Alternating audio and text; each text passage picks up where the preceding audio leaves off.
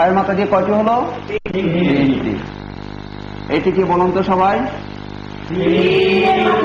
মাশাআল্লাহ, ঠিক বলেছেন। এবার কি হলো?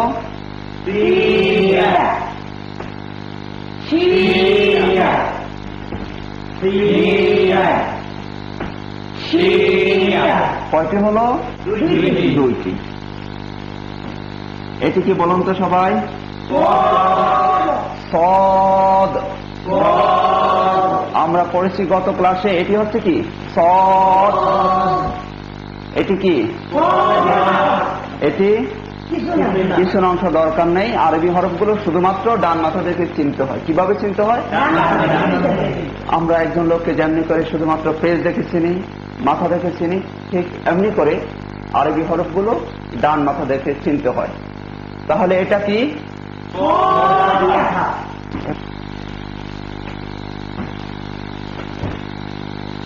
এটা কি?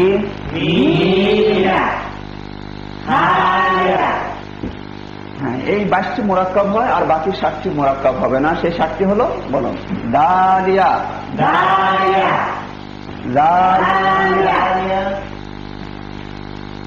রয়া, ঝায়া, ওয়াওয়া,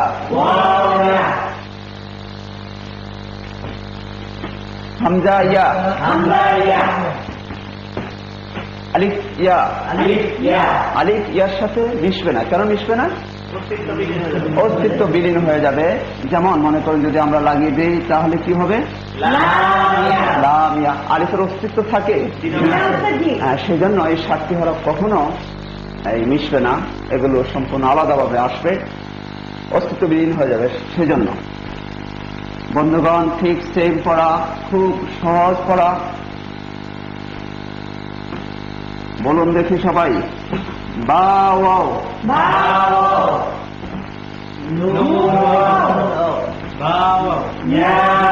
সবাই আবার বলুন,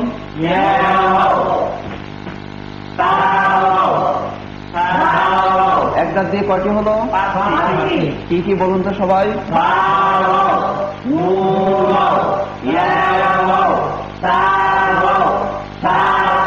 মাশাআল্লাহ, আপনাদের খুবই সুন্দর হয়েছে। প্রিয় দর্শক, এর মাধ্যমে আমরা পবিত্র কোরআন শরীফের প্রায় 1/4 7.5 পারা আমরা সহি শুদ্ধভাবে পড়তে পারবো ইনশাআল্লাহ। সেই জন্যই এগুলো বারবার আমাদের চর্চা করতে হবে। আমরা আশা করছি আপনারা আমাদের সাথে অংশগ্রহণ করছেন। এক দাঁত দিয়ে কয়টি হলো? বলুন দেখি সবাই।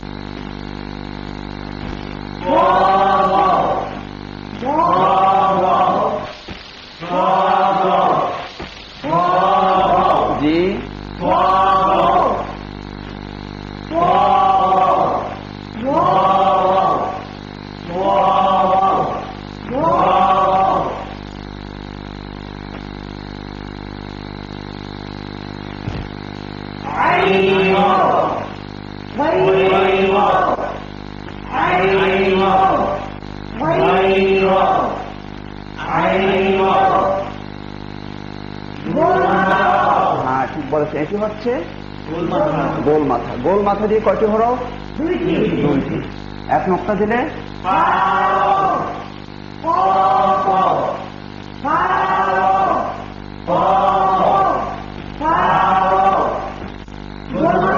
গোল মাথা ওয়াও।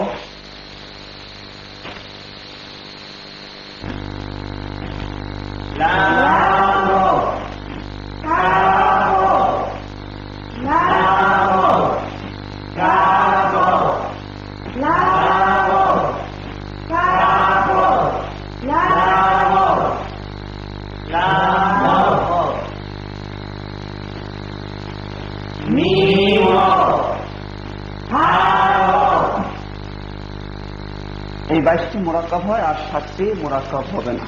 সে সাতটি কি কি? দাল ওয়াও, দাল